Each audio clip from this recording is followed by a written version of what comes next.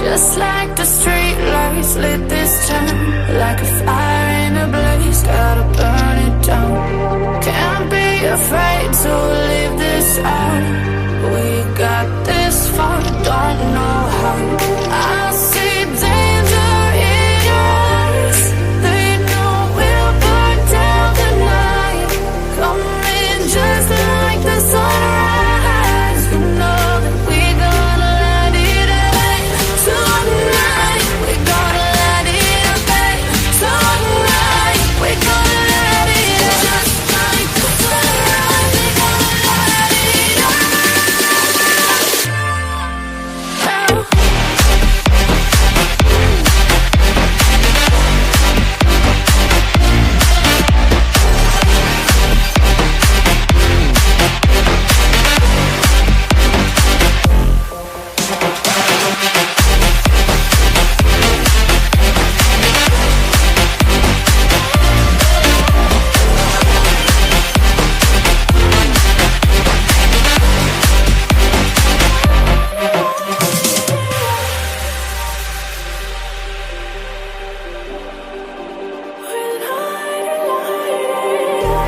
Just like a spark that's breaking out. Can't make a stop, can't turn back now. We know that there's no room for doubt.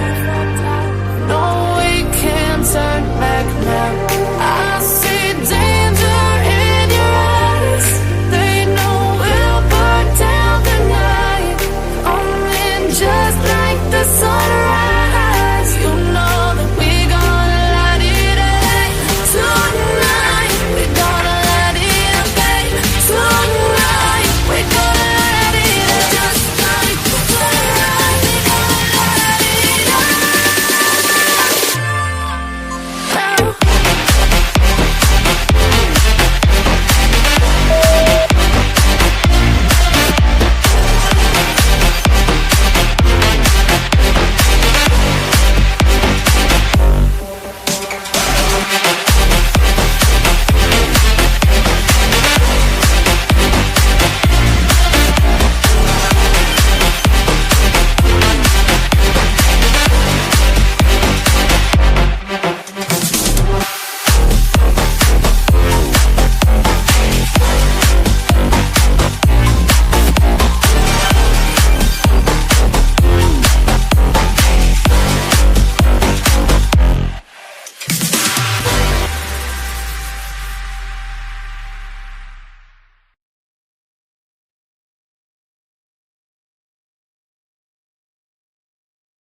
Hey guys, welcome to tonight's live. How's everybody doing? How is everybody doing? It is raining really, really hard here, so hopefully the internet is okay. Let me know if I'm like lagging or anything, but hopefully we don't get hit with tornadoes or anything tonight while we're on the live, because they come so quick. You know, and Vincent, last time we had a tornado, he didn't wake me up. I slept through it. So I can hear it's thundering and lightning out pretty bad. So if you guys can hear that in the background, sorry, but you guys shouldn't be able to hear it. The dogs are sitting by the dogs were sitting by the door. I think Vincent got them though. Hopefully he did. Or I'll have to bring them in here because I don't want them to be scared. They don't like the rain. They're not used to it. We don't get thunderstorms here a lot. Like, I mean, we do, but we don't really get really bad storms. I don't know. It's Ohio. That's probably why everyone moves to Ohio. Hey, Ladybug, how you doing today? I like that when you're first. If you're not first, you're last. Well, we're having bad weather right now. We did have bad weather earlier, though. I had to go out in it. But it actually stopped. It stopped raining while I was out. So I was like, oh, look at that. It was meant to be. Hey, Princess, how are you doing? I went to go get some food for... Let me see here. I had to go get some food for this week to eat. Hey, Wolf. Welcome. Oh, sirens are going off. Oh. Pea-sized tail. Where are you from? That's not good. Be careful. For some reason, I thought Ladybug said, hi, Wolf, come on over. For some reason, I don't know why. It said, take care. I don't know why I saw that. I was going to say, dang, Ladybug, look at you. You're always optimistic. That's how I am until you're not. Well, like I've always been that kind of girl that we didn't have a basement growing up, like to go down and hide in the basement and do the whole, thing like that. So we would go in our hallway, which I, we should have went in the crawl space. I mean, if it was really that bad, right? So I didn't take it seriously ever. I never did. So I would be sitting there like drinking some soda, eating some snacks in the hallway, just having a good old time, And my best friend, she did have a basement and she was terrified of storms. And she would be like in the basement, huddled up, like hand over her head, the whole 9 yards. We were definitely different breed. But then we had a tornado here when I didn't see the tornado happen. Thank goodness. I was asleep and I stayed asleep, but don't know how I did that. But when I walked out the next day and saw everything, it was insanity. It took years for them to rebuild. I feel like we're still rebuilding. Hey, Cyber Warrior. Welcome on in. 90 degrees outside. Oh my gosh. Good thing you got an AC. I remember one year we didn't have an AC. We went from having central air, like air and heat, to not having anything when my mom moved. It was terrible. It had to have been, oh man, 100 degrees that summer. I don't know. It was just so hot. I remember taking like 50 showers a day. It was right after my car accident too. It was the summer after it. I was like, this is just so unnecessary. We finally got one in like July, like the first week of July, but we went through the whole month of June without it. 359,000 people are out without power. Oh my gosh. Good evening. We are getting snowed in where we live. Oh my gosh. Tony, I'll take the bad storms over the snow. Oh, thanks, Ladybug. I decided to take a picture. It was with this shirt on. I was like, I'm going to take a picture of myself and put it on the thumbnail. There's Mary Beth. Welcome in, everybody. It's good to see everybody. April showers. Yeah, that's what I said today. Hey, Petunia.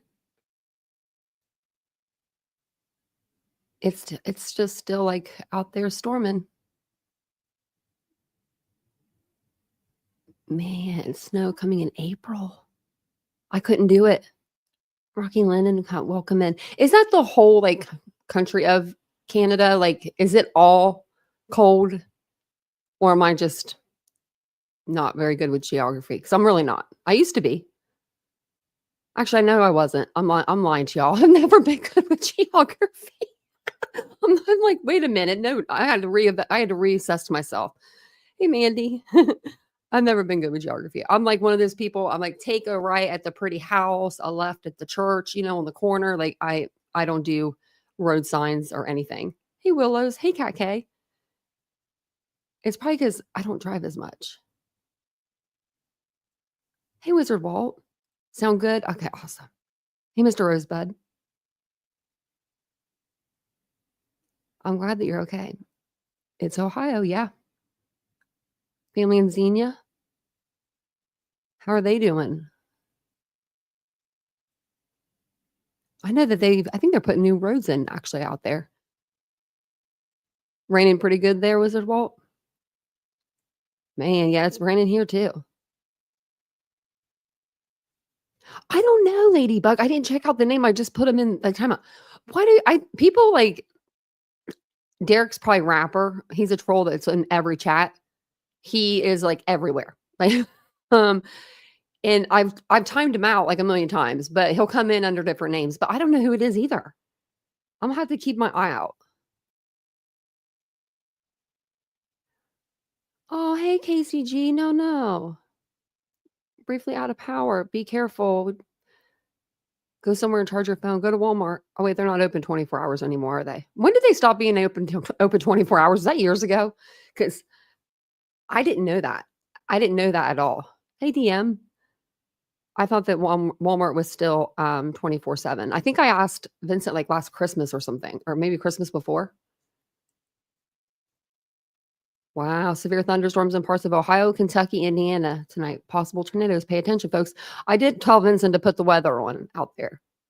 I said, just so you can at least, give me a heads up if something's going on, like throw something at the wall, or I don't know, hit like yell or something. I don't know, because there's not much you can do. Once it's here, it's here. But if if we did do, if we did get a tornado, I would take ourselves downstairs, and then there's a storage room, and it's pretty sound. It's pretty like built pretty nicely. So I would put that's where I would go, because it's on the bottom floor and it's in a tight space. It's the tightest space that I could find for us, you know. It might have been. I think ours might have been in 2020. I don't remember when that tornado was, but it was a long time ago, and it was bad. It was really bad. We had to have people move out, and like I think there's still stuff. I think that actually there is. We didn't get any damage here, which is good. We got like a little bit, but not a lot. But thanks for being here tonight, guys, and thanks for talking to me about the weather for a minute, because that weather is crazy. Okay, so let me get myself ready here, and we will get going. We'll get going with tonight's live. It's calm now. Yeah, it seems like it's kind of getting calm here. Be careful out there, Mary Beth. Is it storming where you are? Storming here. Storming here. Okay, so tonight we're going to talk about Luigi Mangione. We haven't talked about this case in a little while, so I figured we'd go back and kind of see what we've missed and get caught up. And we've actually missed a little bit. And not only have we missed a little bit, but we've missed a lot of different like really good podcasts and stuff that have come out over this case. I don't know if you guys remember when we were covering the Diddy stuff. We listened to like TMZ. They did like a podcast or a video. Well, they did a video on Luigi. So I thought that we would watch that next time that we come and do a live. We'll probably like cut in between, do like Idaho 4, updates, and then do, some Luigi stuff, and then whatever other cases we're covering at the time, we'll keep up with all those. A lot of the cases that we're covering right now we're still waiting for them to go to court, it seems like. So, but by the way, I forgot to tell you my name. If you're new to the channel, my name is Tanya, or TitaniumBuilt. I just talked for 11 minutes without telling you all my name, but thank you for being here. I appreciate it. And we will start on this case. So we're going to do it kind of backwards. We're going to get caught up with updates. And then on our next live, we're going to start at the beginning. I'm going to go over the timeline tonight, but we're going to start at the beginning and get a fuller picture of everything. So it's going to be nice. Good live, I bet. Good live. So everybody get comfortable. Hopefully it's not storming too bad where you are, but if it is, get in your comfy pajamas and come and hang out with us. Come and have fun. We're pretty cool folks. We're pretty cool folks around here. Sweden is calm and fine. Cool weather doesn't bother us, but for the first time, if the year it's warmer than usual. Really? Predicting storms late night for Texas too. Oh, wow. And DM said storming there earlier. Wow, it's been storming everywhere. Hey, Princess. Is it storming where you are? I'll say if it's not, then, you gotta go out there and do a rain dance, because we all got storms going on over here. Okay, so I can hear the thunder. It's like, wow. I'm going to go through the timeline of the United Healthcare, of course, CEO Brian Thompson shooting. And that way we do have like a timeline kind of established. But this website is really nice because they do full timelines, and then they'll do videos, they'll do court documents. They do it all. But I do have the court documents that we needed anyway.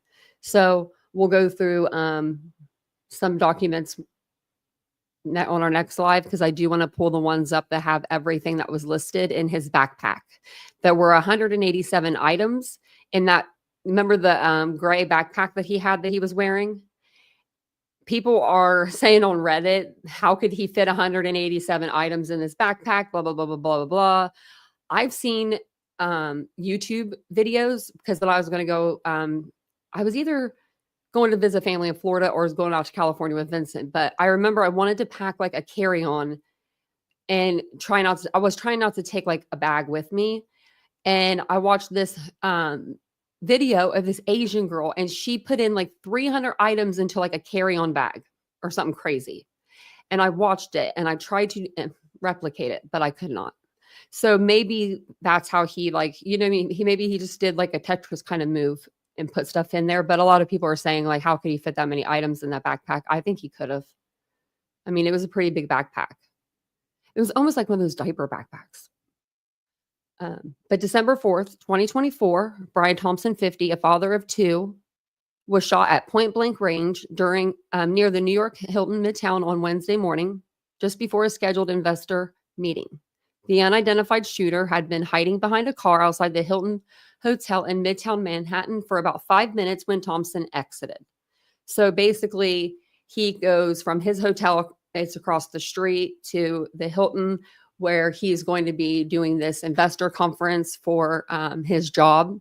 He's CEO of United Healthcare, and there is a guy in between vehicles hiding, and goes up behind him and shoots him point blank in the back. I think it was the back and the leg. Got him in the back and in the leg, and ended up killing him. So November 24th, 2024, the suspect took a Greyhound bus from Atlanta, Georgia to New York City. So at 9 p.m., surveillance footage shows the suspect getting off the bus in New York 10 days before the killing. He was seen walking through Port Authority bus terminal in Manhattan. At 10:11 p.m., the suspect gets into a cab that takes him to the vicinity of the New York Hilton Midtown Hotel, where he stays about a half an hour. And I believe that's the pictures that we got to see when he was in the back of the cab and then exiting the cab. There was those two pictures. At 11 p.m., the suspect takes another cab to a hostel at 891 Amsterdam Avenue on the Upper West Side. He then checked into an Upper West Side hostel. So that's probably a pretty nice hostel if it's up on the Upper West Side. It says no investigators confirmed that 2 days, I think, before the shooting, the person of interest took a bus that had originated in Atlanta, Georgia to New York City. It is unclear when the person of interest got on the bus, whether it was in Atlanta or on another stop along the way. And there's the picture of the hostel. It's big. It looks like an old hospital or something. I wonder if it is. I don't know. It kind of looks like an old hospital. The November 29th through November 30th, he was at the Upper West Side hostel. November 29th, the suspect checks out of the hostel. November 30th, the suspect checks back into the hostel on Upper West Side and used a fake New Jersey driver's license to check back in on November 30th. While in the hostel, he slept in a multi-person room with two other men and wore a mask for the majority of his stay. So he kept his, his face covered. I think he had told the men that he was sick or something, and that's why he was keeping his face covered. December 2nd, Brian Thompson arrives to New York City. There's a picture of Brian, if you're not sure who he is. He is the CEO of United Healthcare. He arrived in New York City on Monday, December 2nd, 2024, to attend an annual investors meeting. I'm curious to know, how he knew exactly when he was going to be crossing the street, because it was at 6:45, 6:50 in the morning or something like that. And he didn't have to be there until 8 o'clock. And it's just right across the street. So he was going over 2 hours early. Who would know? You know what I mean? How would he know that? Unless he just happened to arrive that far in advance. But why would you arrive that far in advance? If you didn't, I would think, okay, if I'm going there and I'm doing this, it's 8 o'clock, he has to be over there. He only has to walk across the street. That's 5 minutes, we'll say, when that's really 30 seconds. But I would be there at a quarter till, or maybe a half hour, before. He's there at 5:30. He leaves at 5:30 in the morning. So he leaves at 5:30, possibly by bike. At 5:41, he is seen wandering around the vicinity of New York Hilton Midtown on 6th Avenue between West 53rd and West 54th Streets, and goes back and forth for a bit before heading towards a Starbucks. We have him wandering around, walking in the vicinity of the hotel, walking on 54th Street, walking back and forth. And remember, he's caught on the phone too. I want to know that phone call. I would love to know. Would love to know who he was on the phone with that early in the morning, right before he's going to go gun down a CEO of a healthcare.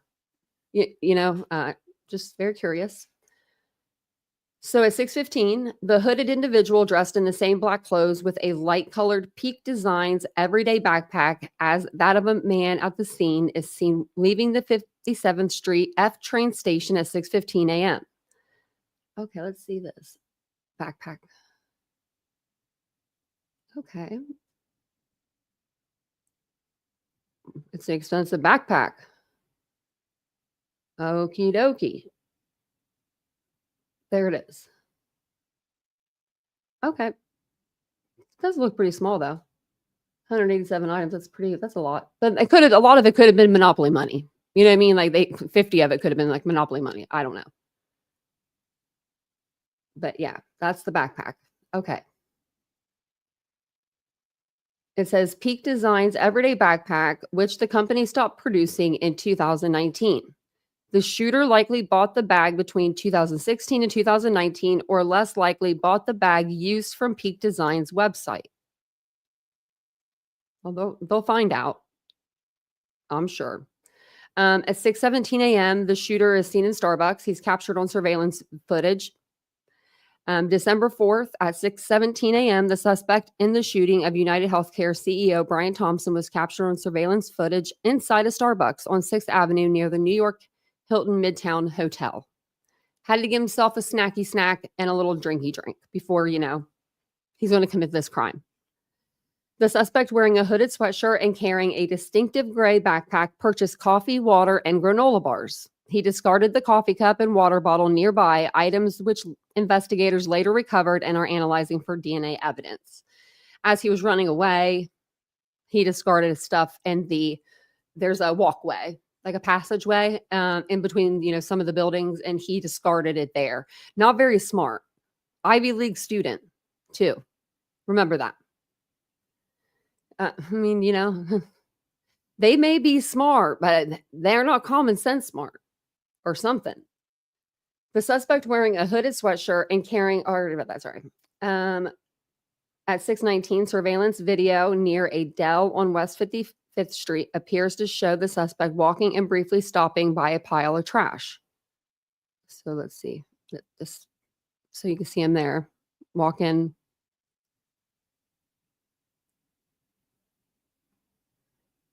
He stops there. What's he doing? What was he doing? He looked like he was looking in the trash. Maybe he discarded something there. That's almost what it looks like. Like he's like looking in the trash. So I don't know. So 6:39 a.m., the shooter arrived at the New York Hilton Hotel. Police believe the suspect knew which door Thompson planned to use and the time of his arrival. A video shows the suspect ignoring passerby and making a phone call outside the hotel. I'm promising y'all, there's going to be someone else arrested in this. Someone that whoever he made that phone call to. It has to be somebody that told him when Brian Thompson was going to be over there. In my opinion, that's what I feel like. Because who do you call at 6:39 in the morning? Not your family, because you're hiding. They think you're missing. They've already filed a police report, says that you're missing. And so we know you're not calling any family members or friends, because your friends would have been looking for you too. So who are you calling? Were you calling the bus terminal? See when the buses went out? I mean, he could have been. I don't know. Let's see what he does here. He's just walking here. Look, there he is on his phone. Look at this guy so close to him and he doesn't even realize. I bet you if that guy saw that video, he probably was, wow. 6:44, Brian Thompson walks across the street from hotel to the New York Hilton. The suspect then came at Thompson from behind and shot him in the back. NYPD said the shooting had been lying in wait for several minutes. Surveillance footage released by the NYPD shows the emerging from behind a car, when Brian Thompson arrives. 6:46 a.m., the shooter then walks towards the victim and continues to shoot. A woman is a few feet away from Thompson. She runs away as it appears the gun malfunctions as he clears the jam and begins to fire again. Suspect immediately fled the scene northbound into an alleyway between 54th and 55th Street before walking up Avenue of the Americas, getting on a bike and riding towards Central Park. The suspect was last seen in Central Park Wednesday morning, according to police. There he goes running away. Suspect was last seen riding in Central Park. I'll just as I'm like, reading. The suspect was spotted carrying the gray backpack when he opened fire on CEO Brian Thompson. He was still wearing the bag when he fled on a bike and entered Central Park minutes after the shooting. Officers arrive on the scene at 6:48. So this is early in the morning. NYPD officers arrive at the scene and find Thompson bleeding on the sidewalk with gunshot wounds to his back and leg. He was taken to the hospital by EMS. Police recovered 3 live 9mm rounds and 3 discharged 9mm shell casings from the scene. And remember, they said depose. Oh, what did the bullet say? I'm about to see.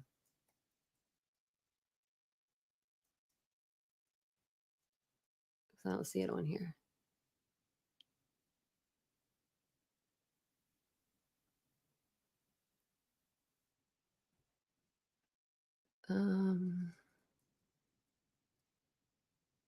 Deny, defend, depose is what was written on the bullets. Now, like the bullet casings. Now, that is crazy to me. Hey, Brian. Welcome in, guys. I was reading. So, hey, Autumn. I didn't get to see anybody. Welcome in, everybody. It's good to see you guys. Or he paid someone to do schoolwork. Yeah, he could have. He was smart. I mean, I just don't get it. Like, he seemed like he had that injury to his back, but that's, I don't know.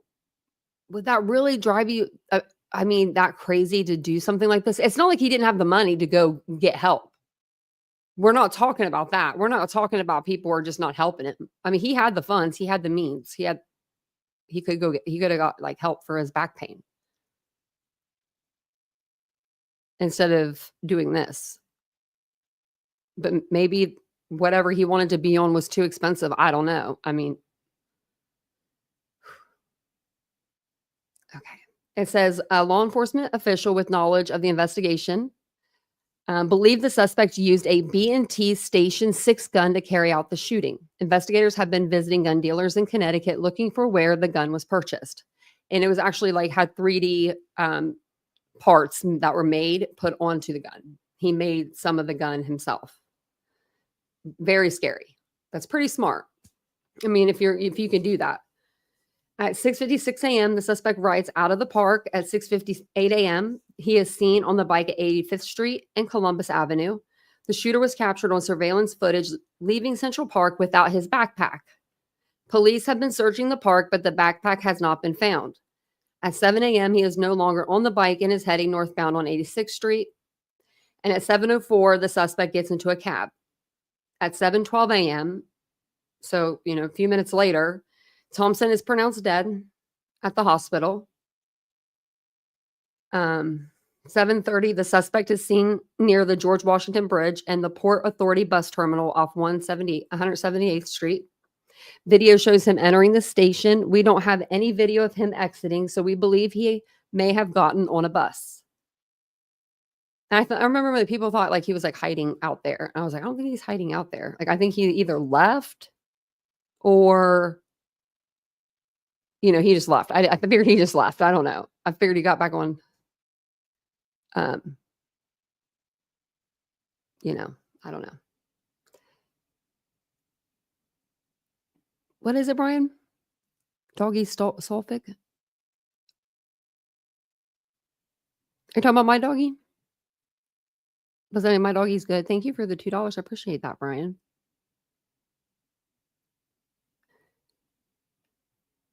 I don't know, Mr. Rosebud. He could have been.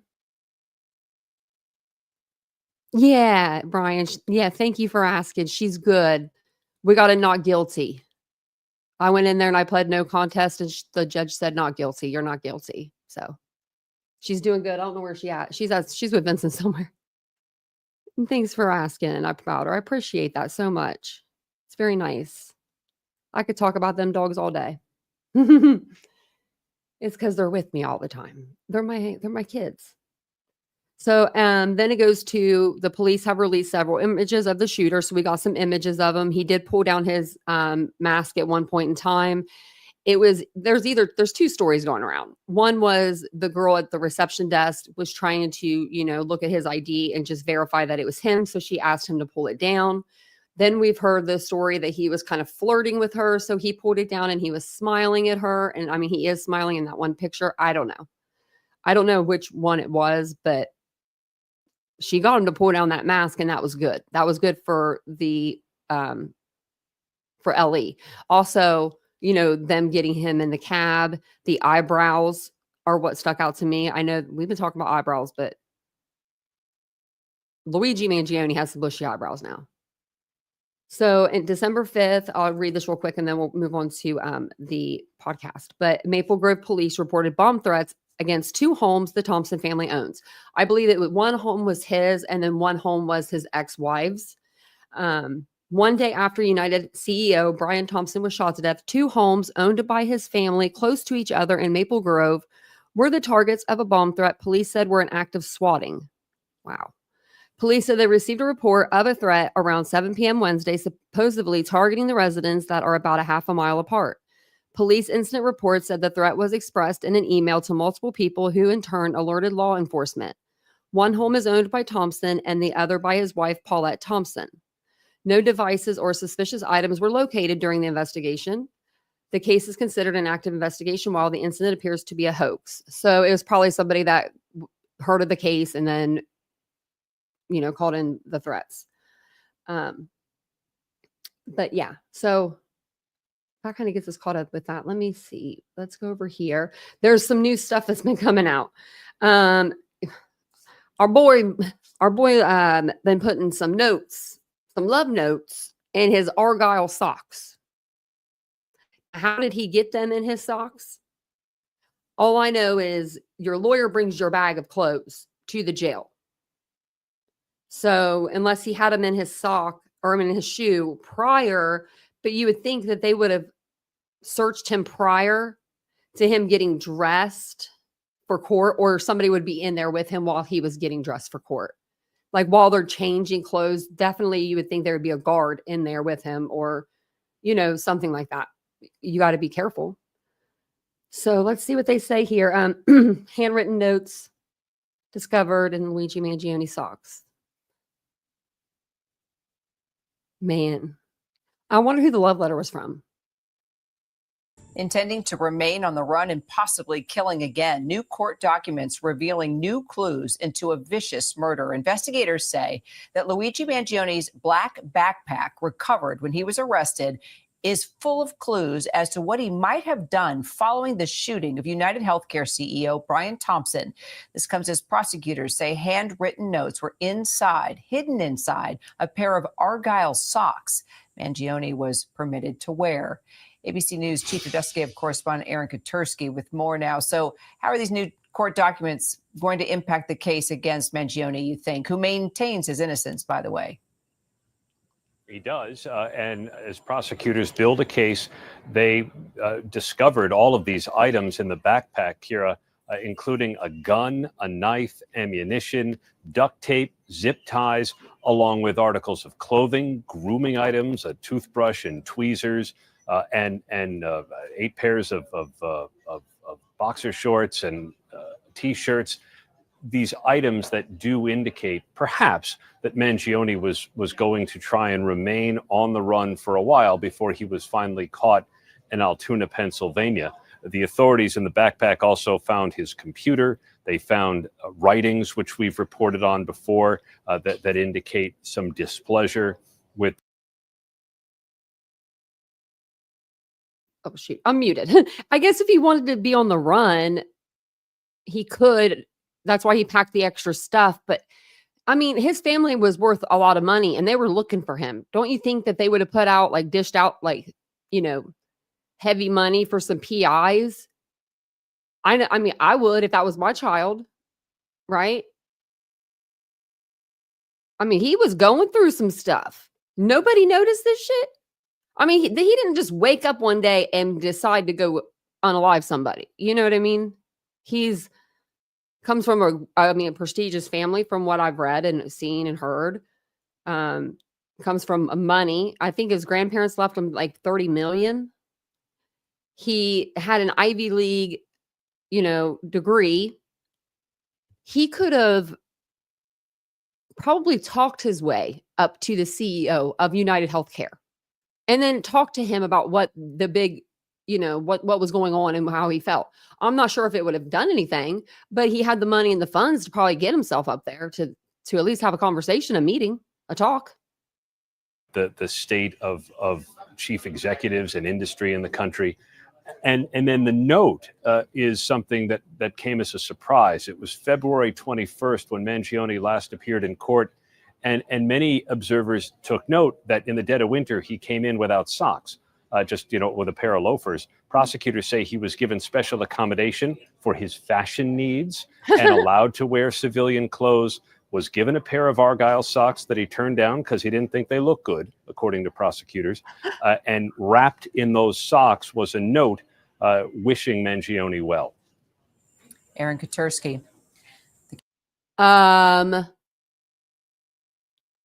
So he didn't put the note in there. He was offered. Okay, that's weird. He was offered the socks. And he said, no, I don't want them. And I read somewhere where there was they were like cardboard in there. You know how when you get new socks sometimes and it's just like one pair of socks, they'll have cardboard in them to keep the shape. So is the lawyer sending him some love letters? Who's writing the letters and putting them in the Argyle socks? That's what I want to know. I about did you know what, Ladybug? I about did a storm live tonight because I saw someone had like 100 and some thousand in their live for like storm chasing. I was like, my gosh. Hey, Wandering Orphan, welcome in. He is very attractive. He's a very attractive guy.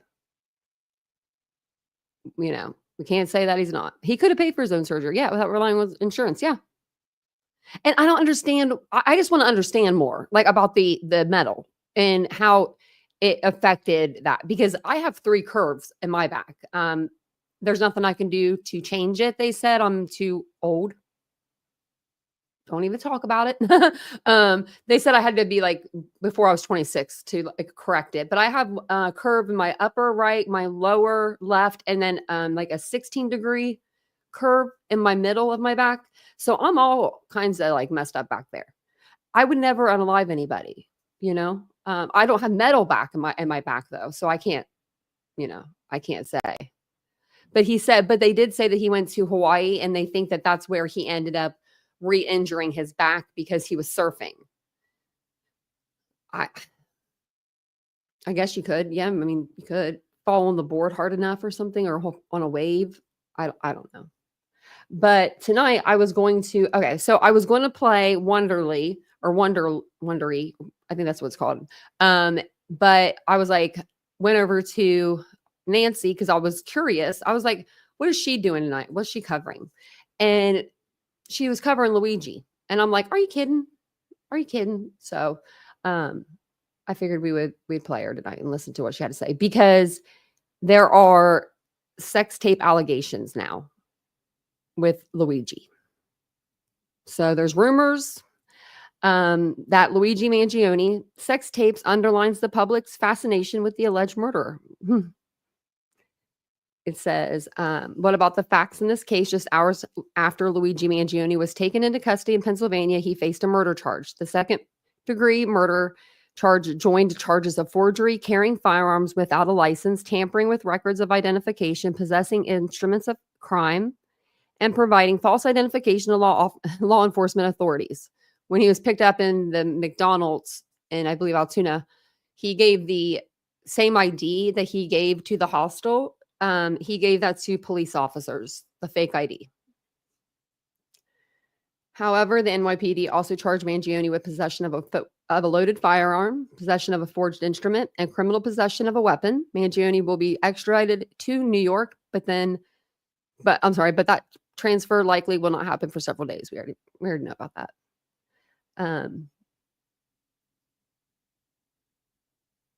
See if there was anything that we didn't know. I think it says Altoona police arrived and Mangione began to shake when officers asked him to lower his mask and confirm if he had been in New York recently. A search of Mangione revealed a ghost gun, a silencer, and multiple fake IDs. Officers arrested the 26-year-old on several charges, but not for the murder of Brian Thompson. Why did I say Thompson? Come on. People need to get it together. It's Thompson. It says Thomas here. Mangione faces charges of forgery, carrying a firearm without a license, tampering with records of identification, possession of instruments of crime, and providing false identification to law enforcement. Wow. When asked if he needed a public defender, Mangione replied with that he would answer that in a future date. I got to call my mom. Got to see how this is going to work. I don't know I don't know what he was thinking. Hold on a second.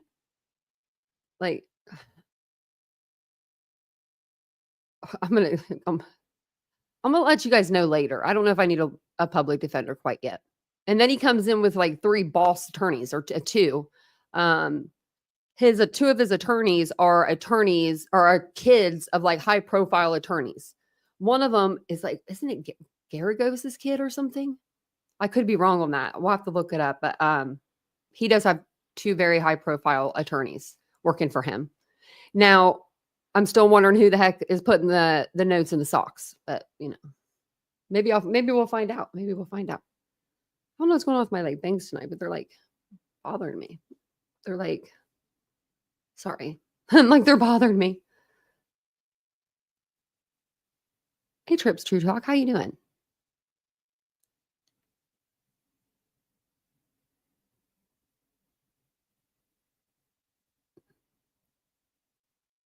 I'm just reading your.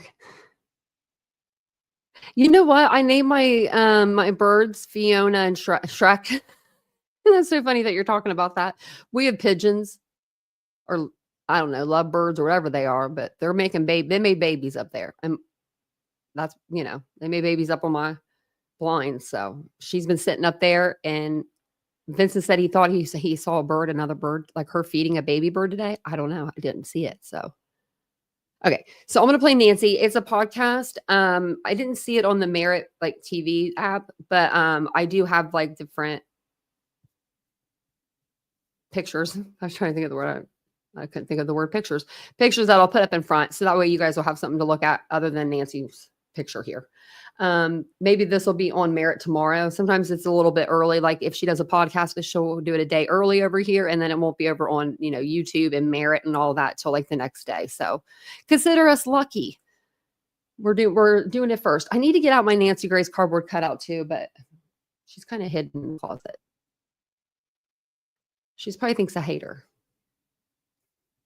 Oh, and I'm gonna have to let me turn this down so it's not blasting in your ears. It's true that some things MIDI clinician starting route. Okay, I'm gonna slowly turn it up now. Luigi Mangione, the alleged killer of the United Healthcare boss, reportedly gunning him down, shooting him in the back in cold blood. The heir to a multi-million-dollar fortune back in the news again over 2 unlikely issues: a sex tape and snacks. I'm Nancy Grace. Snacks. This is Crime Stories. Thank you for being with us. Sex tapes and snacks. First of all, let's start with the sex tapes. What's really in the Luigi Mangione sex tape? Is it real? Much has been made regarding the existence of a Luigi Mangione sex tape or tapes. Now, the reported CEO killer's lawyer swears all the X-rated footage featuring her special client is all fake. But apparently, whether that's true or not, there is still one X-rated video still for sale. Is it Mangione? This is what we have been told. Did you watch There it, is a Nancy? solo video of a man who resembles Luigi Mangione and a sex tape, and it's being offered to a gay porn site for at least a six-figured sum. Now, the movie in question is a personal video, probably not recorded for public eyes. So whoever shares it will be opening themselves up to potential prosecution. Now, what would that be like? To be prosecuted for releasing a private sex video starring Luigi Mangione that was meant for the videographer's eyes only. What does that mean? Now, we know plenty of porn companies would love to get their mitts on a Luigi sex tape, but legally, it could backfire to whoever sells it because there is a big legal hurdle, possible criminal prosecution. So I think we're going to have to wait. Will I ever look at Luigi Mangione's alleged sex tape? No, I will not.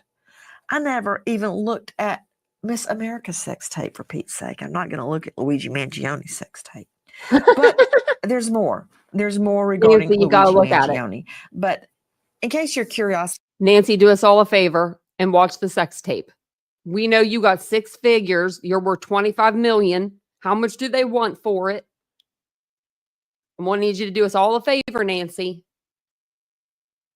he is piqued by an alleged Luigi Mangione sex tape. Let's have a little reality check. What this case is all about. A person of interest identified in the United Healthcare CEO shooting. A man taken into custody in Pennsylvania. Straight out to Chief of Detectives NYPD, Joe Kinney. A male was taken into custody today at Altoona, Pennsylvania this morning. He has been identified as Luigi Nicholas Mangione. He's a male, 26 years old. He was born and raised in Maryland. We know he has ties to San Francisco, California, and his last known address was Honolulu, Hawaii. He has no prior arrest history in New York. This case was brought to a successful conclusion based on the coordinated effort between numerous NYPD units, including the Intelligence and Counterterrorism Bureau, our federal partners at the FBI, the Manhattan District Attorney's Office, and of course, members of the Altoona Police Department in Pennsylvania. Repeat, for those of you just joining us, bombshell. An arrest has been made in the so-called health boss murder. Of all people, an Ivy League grad turned assassin born with a silver spoon in his mouth right now in isolation and a Pennsylvania CI Correctional Institute at Huntington. What happened? How did a guy with everything turn into a cold-blooded assassin? He's actually in New York now. I believe still in New York. They moved him to the was it MDC or something? It's the same prison that our dude Diddy's in. They're fighting on, who's more popular, probably. Who do you think's more popular at the jail? Mangione or Diddy? I don't know. My money might be on Mangione.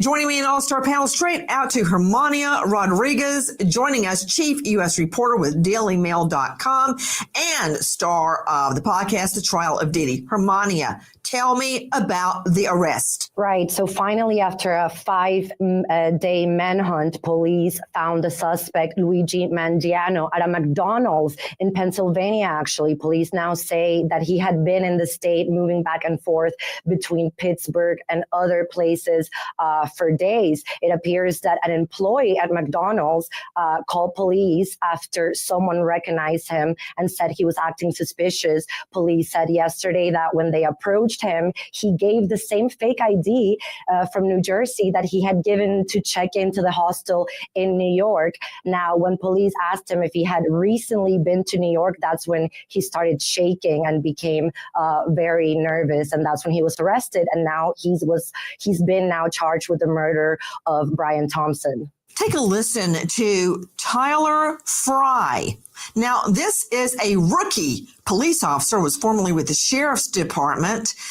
Listen. Whenever we got on scene there, we were able to pretty much find where he was at in the restaurant. And as soon as he was wearing a blue medical mask. As soon as we pulled that down, or we asked him to pull it down, my partner and I recognized him immediately. He didn't even think twice about it. We knew that was our guy. But They said, hot damn, it's Luigi. he was very cooperative with us. Didn't really give us too many issues. Once we found out his identity, we took it from there.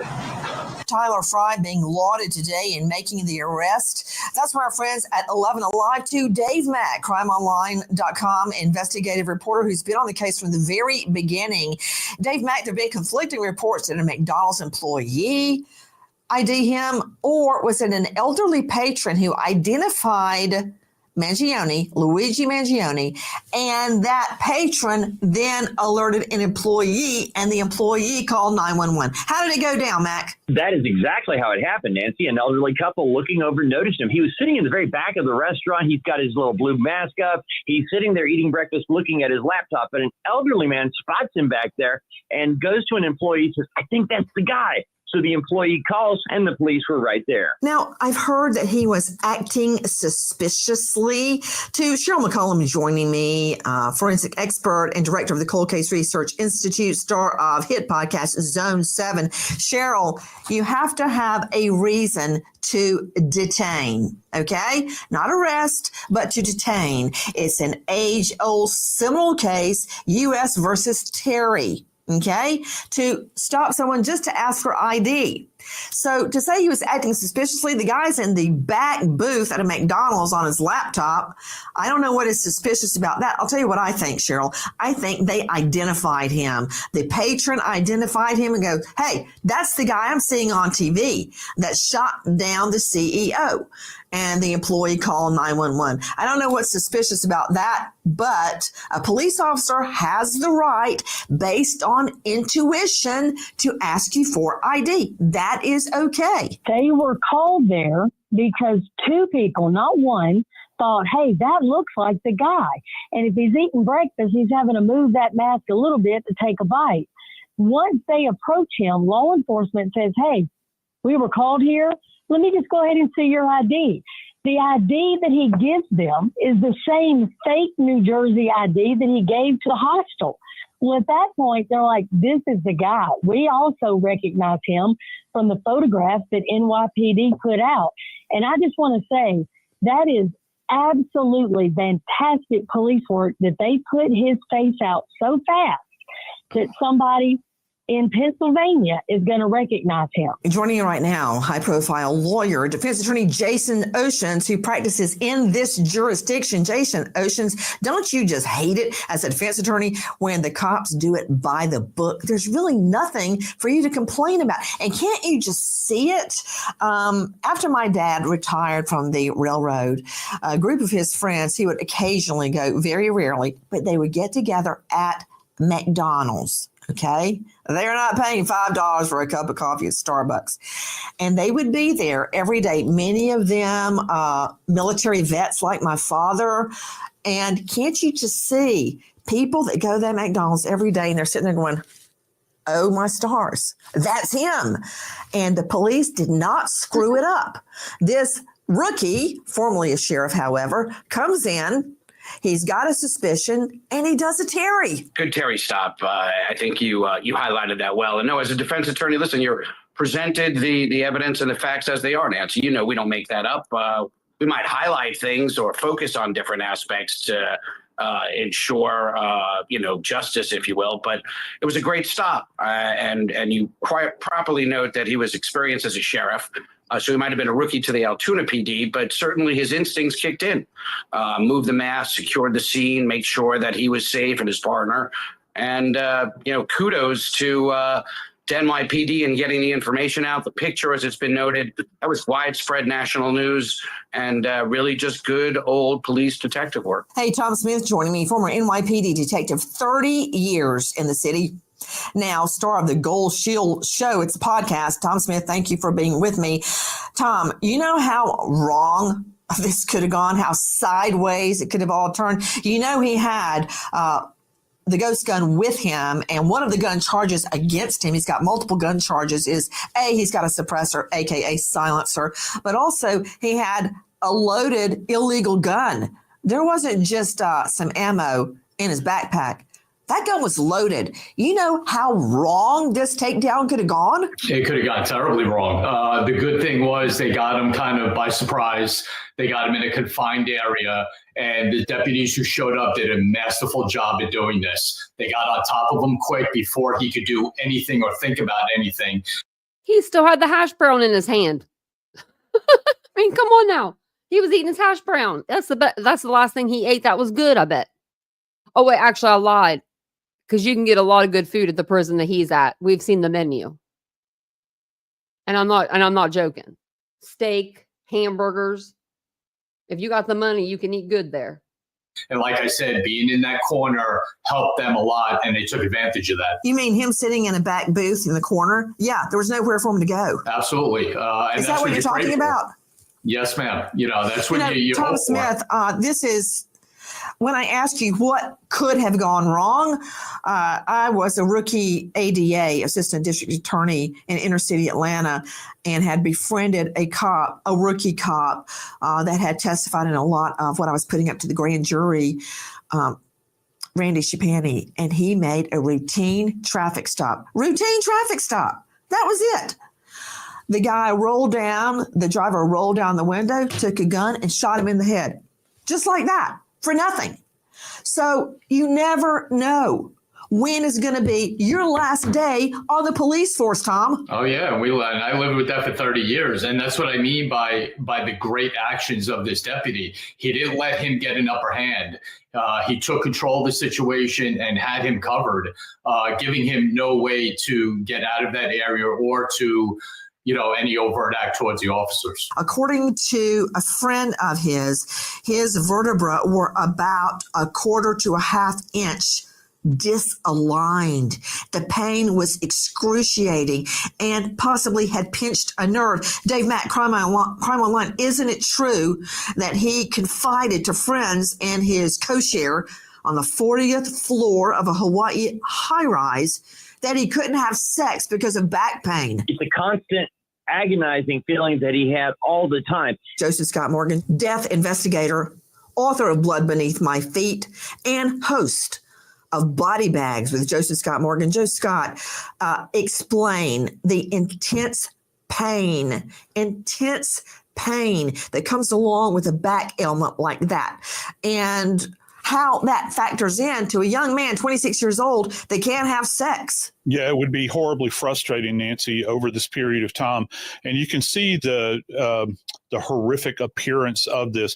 This surgery in and of itself is something that he would have been laid up with for a protracted period of time. We've got 4 screws that are being demonstrated here. And this is a crucial pivot point in the axis of your body. So he would have been dealing with chronic pain. Nancy, one of the things I'm wondering about, and I talked to Bethany about this off air, I really wonder if he was taking medication for pain management relative to this, because this is not something that would have he would have just healed from it very easily. We have to understand how far post-surgical he is to try to understand this. Was he under the influence of any kind of medication?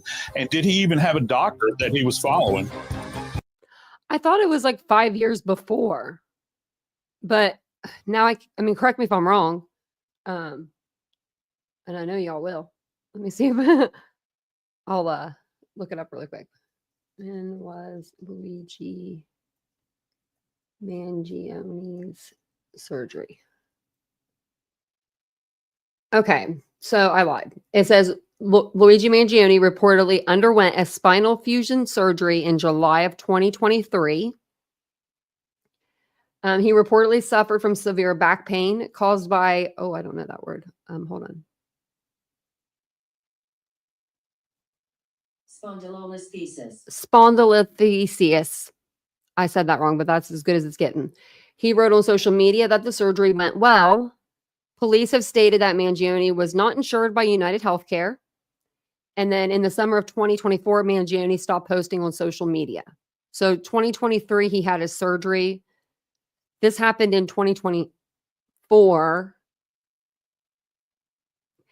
They could have been just taking him off of the medication, or he should have been off the medication by a year. Nobody should be still on pain medication after a year of any surgery. I mean, unless you're going to be on it for the rest of your life. Some people are on it for the rest of their life. I mean, they just are. But I'm talking about, they try not to have people on it. Like me, I had so many injuries to my body, like to my face, to my everything. I mean, everywhere. They had me on pain medication, I want to say until like from February to maybe May, June, I was off of it. I got off of it pretty quick though. Hey, Aries.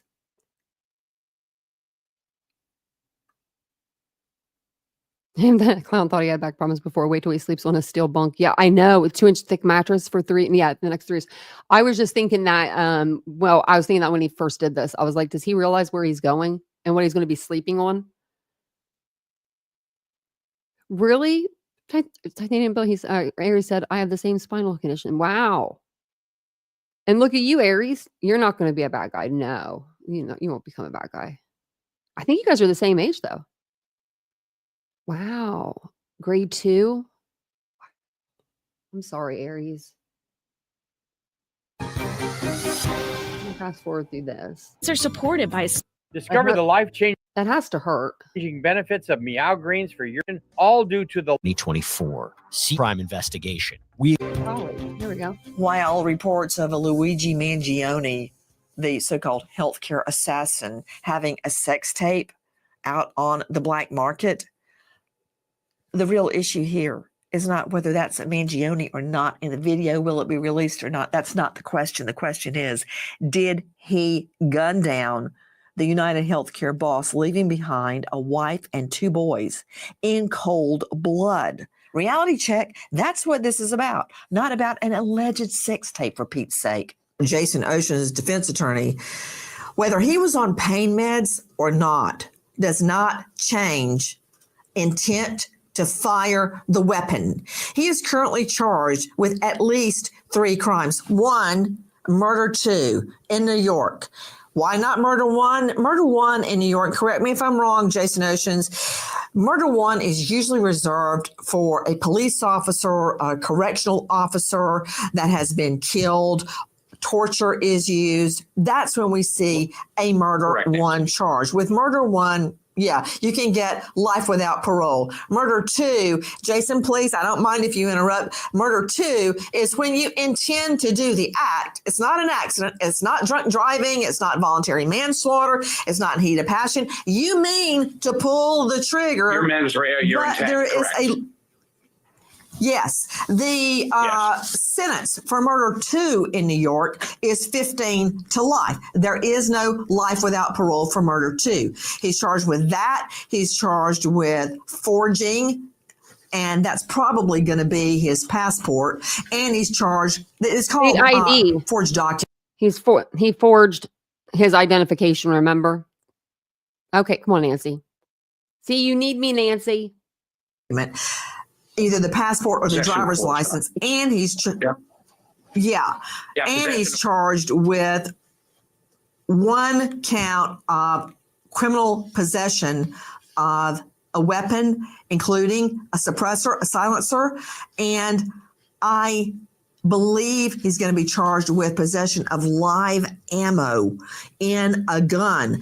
Also, he had a weapon without a serial number on it. We know it was a ghost gun now.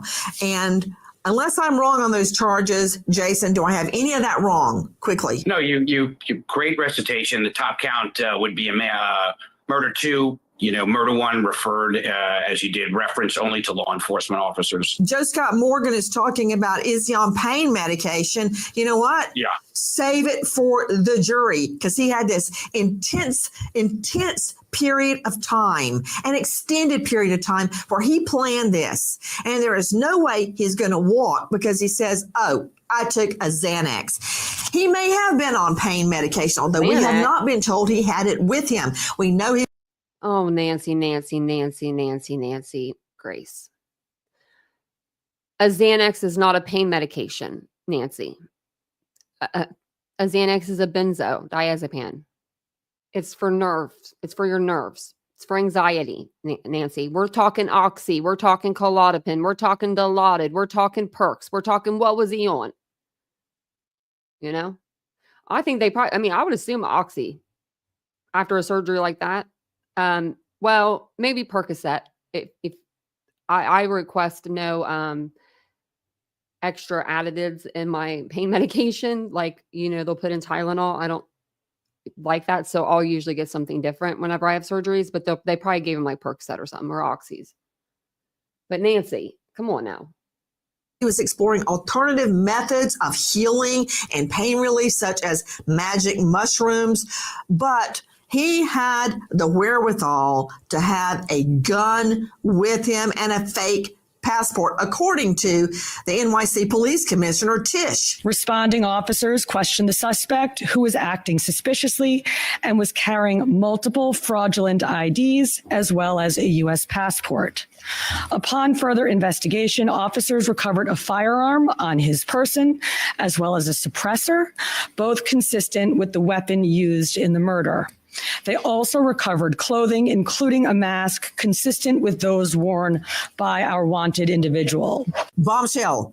In the last hours, an arrest goes down of the so-called assassin wanted in the cold-blooded execution of health care boss that ran United Healthcare, raking in millions of dollars a year, while zany theories circulated on social media that Thompson had actually hired someone to kill him.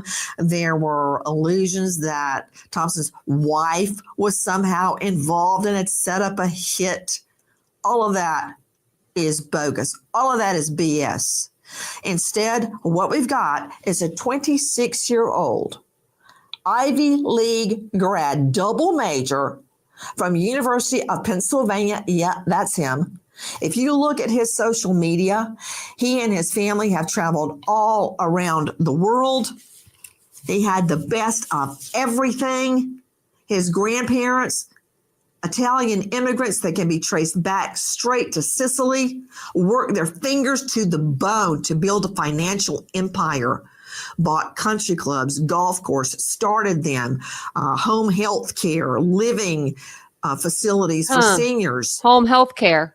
All that money, all that education, all that privilege. And what does he do? According to police, guns down United Healthcare CEO. And boy, according to them.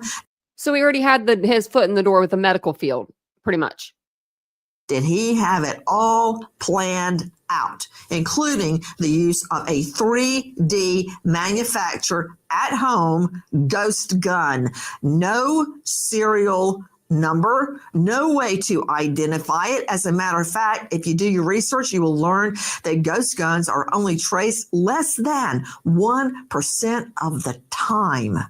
He thought he had it all figured out until an elderly patron having coffee at McDonald's saw him and raised the alarm. What more do we know? Listen. Also recovered was a fraudulent New Jersey ID, matching the ID our suspect used to check into his New York City hostel before the shooting incident. Additionally, officers recovered a handwritten document that speaks to both his motivation and mindset. Oh, my stars. Another manifesto.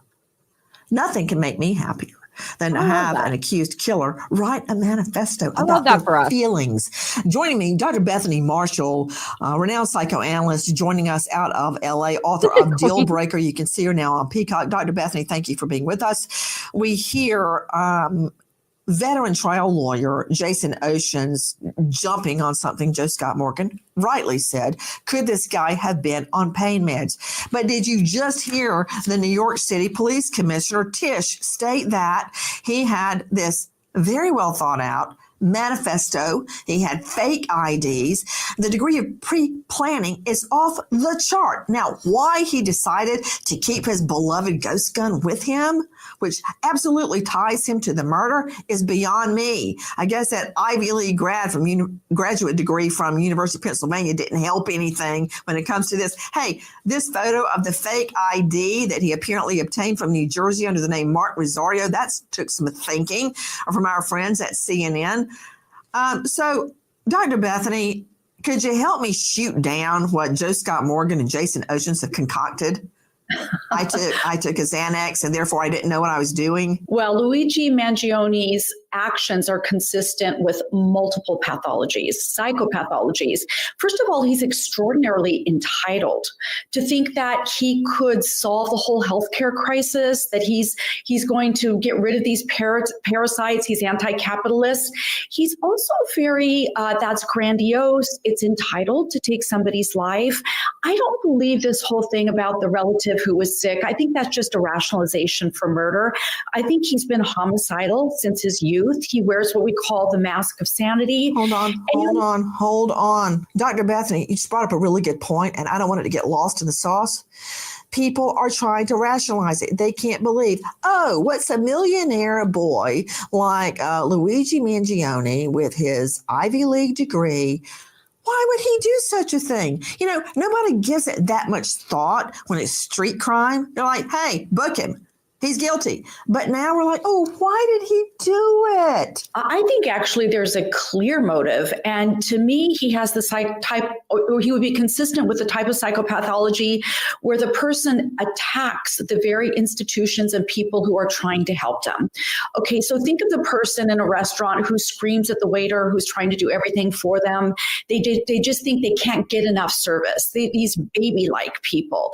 So he's anti-capitalist, but he comes from a very wealthy family from whom he has benefited. Wait. How can you be anti-capitalist when you are at the trough of capitalism? Exactly. You're like eating more than anybody else. You're a pig. Yeah.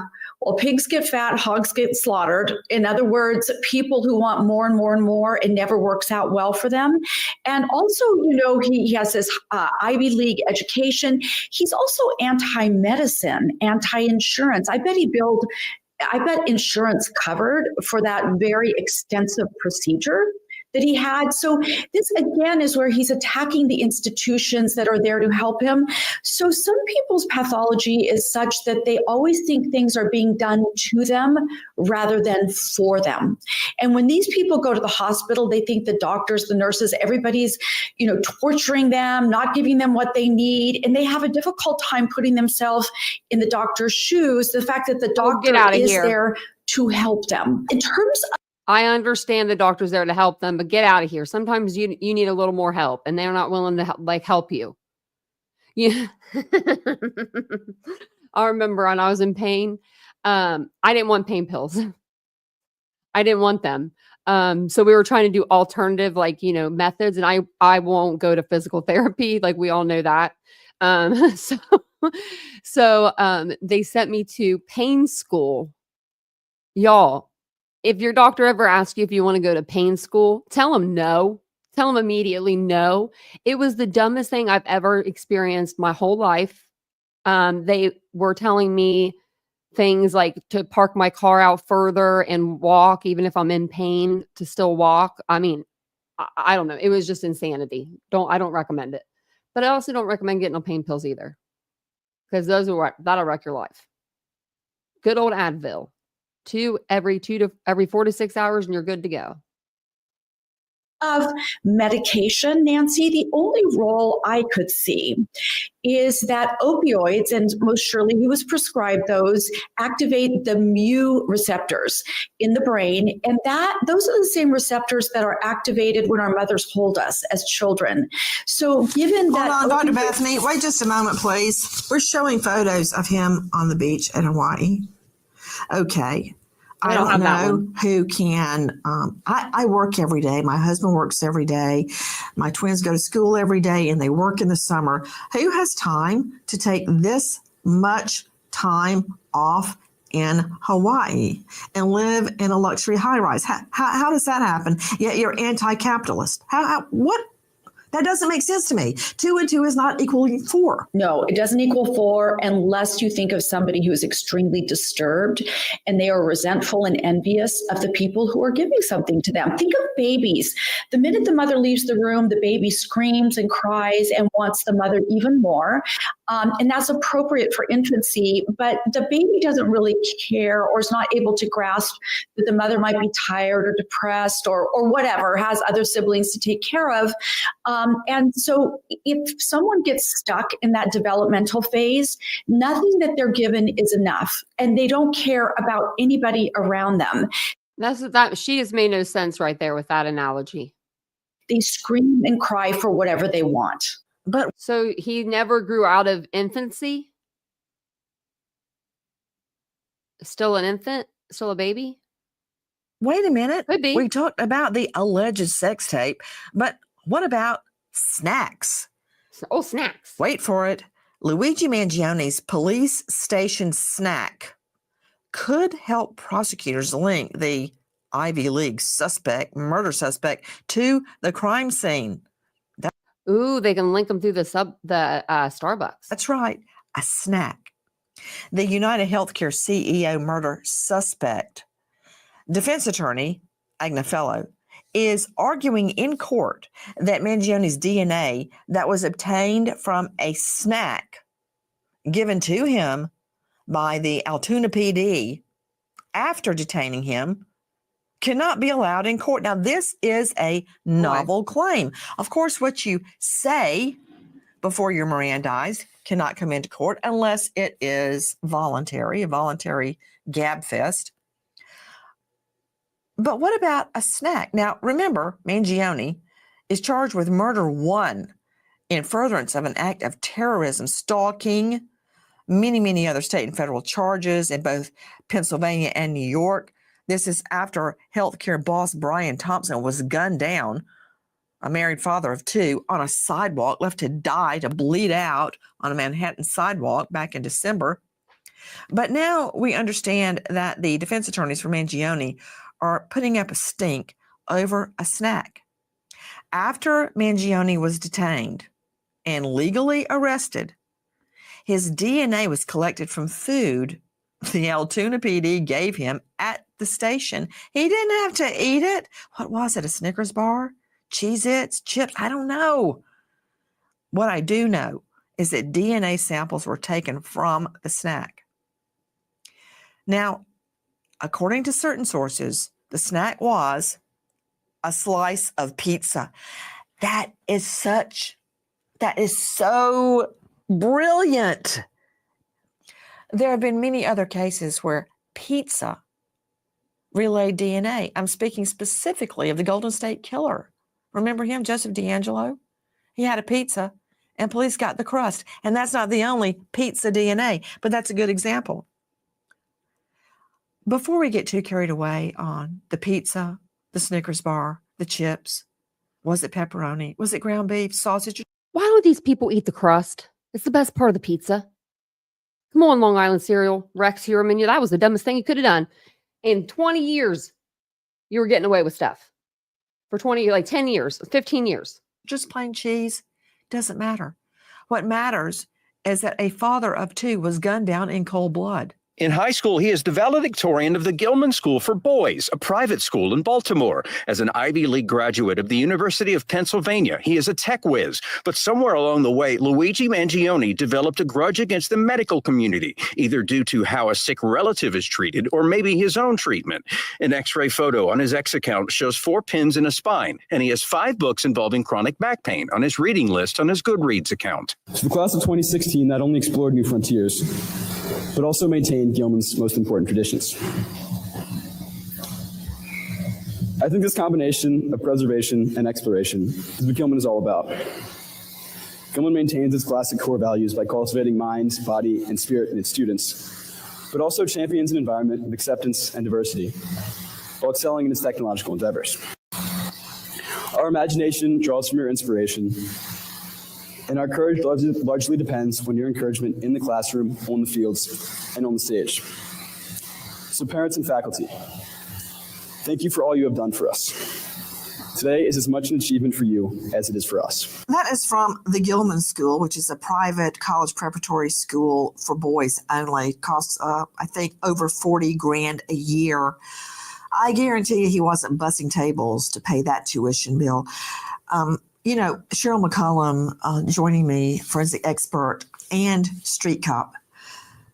Cheryl, so often when we prosecute and investigate crimes, we see the defendant, and this is not an excuse at all, comes from low income, a low education, or no education, no job, and they end up committing crimes. That's not an excuse. There is no justification for violent crime, period.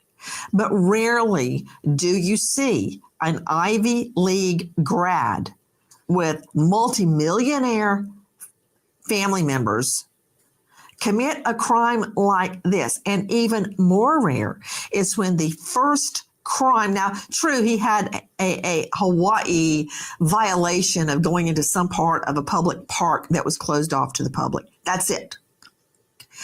You rarely see someone go from 0 to 120 MPH, a premeditated murder. So you got the silver spoon and you got the 0 to 120 MPH going on here. Well, let's talk about what else you got. You got intelligence versus street smarts, which he doesn't have any, which is the reason he was caught. If you look and you think of back pain, imagine severe back pain, but you're hunched over writing a manifesto. You're hunched over building a ghost gun. You're hunched over writing on bullets. You decide to take a bus, which is going to take you 4 times as long as if you drove yourself, and then you're going to hop on a freaking bicycle. It doesn't look like back pain to me. It looks like his motive is clearly in his mind only, in my opinion. Well, true, he may have been driven to distraction by the back pain. We know that. But murder is not the answer.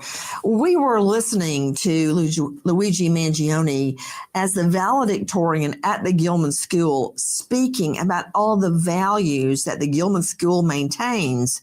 This guy came from so much privilege. Listen. The suspected killer of United Health CEO Brian Thompson comes from a wealthy, educated, connected Maryland family. His grandfather grew up poor as a first-generation American who built a real estate business that includes country clubs and media investments. Mangione is the cousin of Republican Maryland House of Delegates member Nino Mangione. His mother, Kathleen Zanino Mangione, owns a travel company, and his sister, Maria Santamangione, is a respected doctor, a medical resident at UT Southwestern Medical Center in Dallas after graduating from Vanderbilt Medical School. Right now, the information we're getting from Altoona is that the gun appears to be a ghost gun, may have been made on a 3D printer, the capability of firing a 9mm round. Obviously, that will come out during our ballistics testing. Joining me in an all-star panel, but now straight out to Tom Smith, former NYPD detective, 30 years, now co-host of the Gold Shields podcast. Tom, I want to talk about the ghost gun. What's your experience with ghost guns and guns made from 3D printers? You can make one at home.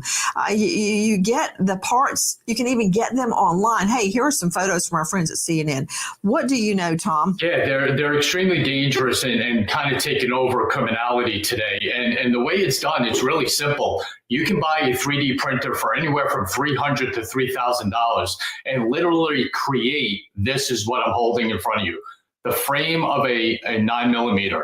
You can create this. It's polymer, it's plastic, and this is what's created in these 3D printers.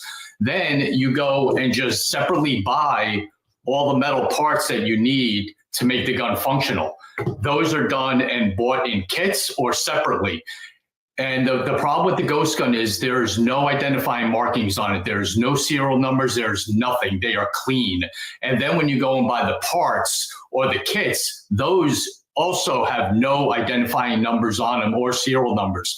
So that creates a very, very dangerous weapon that police cannot trace when a crime is committed. Now, generally speaking, firearms are manufactured by licensed companies, and they all have serial numbers displayed on the frame of the gun. That allows cops like you to trace the gun back to the manufacturer, the firearms dealer, and the original purchaser. Not true with the ghost gun, Tom. No, they're absolutely untraceable. There are no identifying markings on them whatsoever.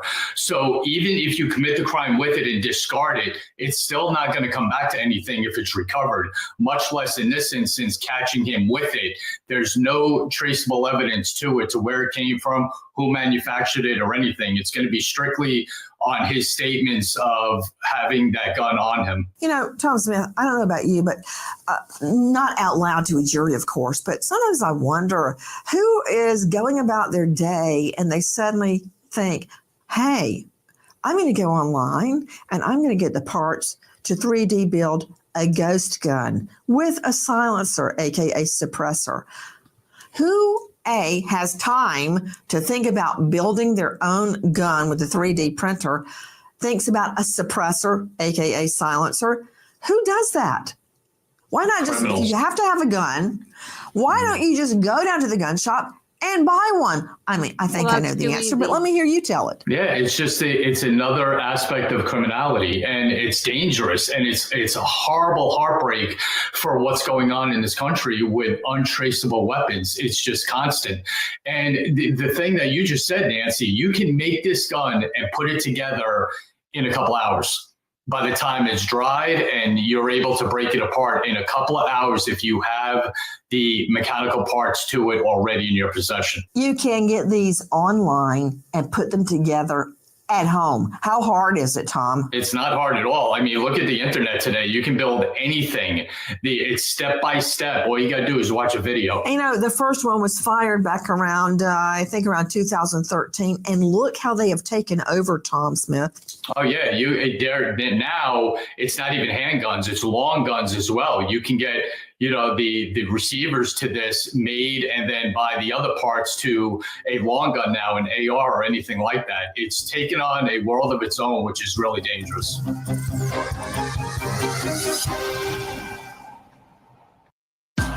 Crime Stories with Nancy Grace.